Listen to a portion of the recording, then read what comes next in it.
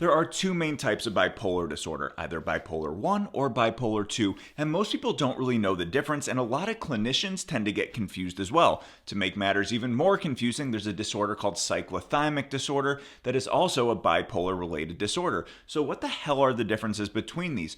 So I went back and I looked at the DSM, the book we use to diagnose disorders, so I could break it down in as simple a way as possible. Bipolar, compared to many other disorders, has quite the long history that goes back to Greek and Roman times, where they observed individuals having manic behavior and what they called melancholic behavior, and that's where we get the term manic depressive. And we use that term all the way up until about 1980, when they made the DSM-3. They wanted to remove the stigma because manic kind of sounded like maniac.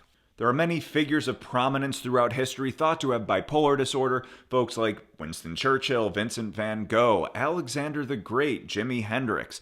The disorder is often associated with folks having either ingenious or creative abilities. However, the disorder can be very debilitating, and not everyone reaches that level of success. Let's take a look at our modern understanding of bipolar disorder. For a diagnosis of bipolar 1, there has to be the presence of a manic episode. This is the defining feature of bipolar disorder.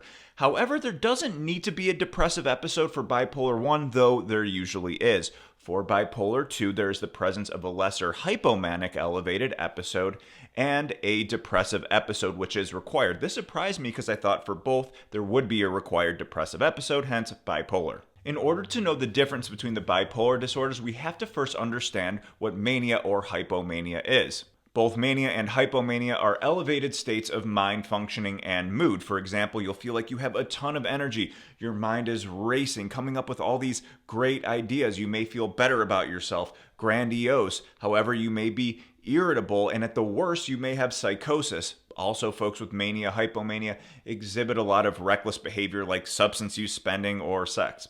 It's essentially how you would feel if you took a bunch of shots of espresso and washed it down with a Monster energy drink, however, lasting days, weeks, or more. Where a lot of the confusion comes in is what is the actual difference between mania and hypomania, because it's not always clear for a lot of folks. So here are the couple key differentiators I use. First of all, a manic episode is a more severe elevated episode than hypomania. A manic episode needs to last at least 7 days, and a hypomanic at least 4, though it's often more than that. One of the key indicators I look at is intensity of the elevated symptoms. For example, for it to be mania, it has to significantly impair an individual's functioning. For example, they're not able to work or take care of their responsibilities at home. If someone presents having had psychosis or needing to go to the hospital, that's automatically mania and a bipolar 1 diagnosis.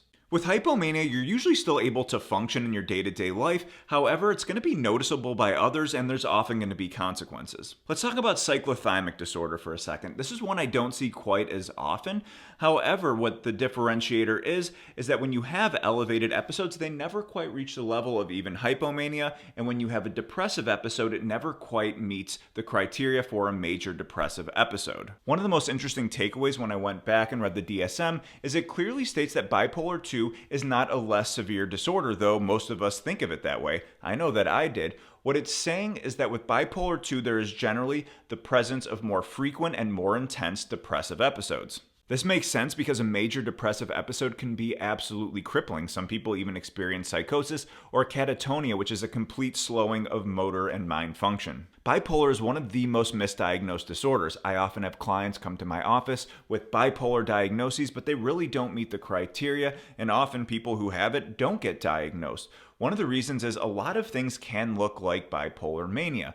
A lot of times folks are hospitalized for something like meth-induced psychosis or even cannabis-induced psychosis, and that doesn't mean that it's a pervasive pattern. It's directly related to the substance use. Many other mental health disorders get confused due to similar symptoms with bipolar. For example, you have ADHD, where you have hyperactivity and impulsivity, and also something like borderline personality disorder, where you have intense mood swings. Another common reason it gets misdiagnosed is medical conditions. For example, a thyroid disorder that throws off someone's hormones or a traumatic brain injury can really mimic the symptoms of bipolar. Another very common reason for misdiagnosis is being on the wrong medications. Often someone gets put on a new psych med and it can induce a manic episode.